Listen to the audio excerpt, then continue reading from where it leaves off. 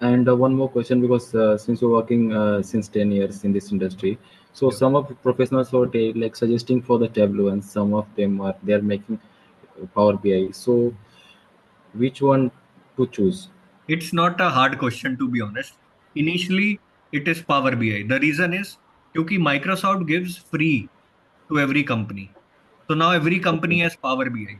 If I go back to, let's Okay. say, 5 years back, it was Tableau because both Okay. were paid and Tableau was Mm. slightly better. But now Microsoft is winning the race because they are giving it for free, and then they are integrating AI also in Power BI because they have bought ChatGPT and everything, right? So to answer a question, Power BI is the thing, but it does not stop you. Let's say there is a company which is asking for Tableau. If you they know that Mm. you know Power BI very well, then they are fine. They know both are similar. तो फर्क नहीं पड़ता. But the reason why Power Okay. BI is important is because there are more jobs with Power BI than with Tableau.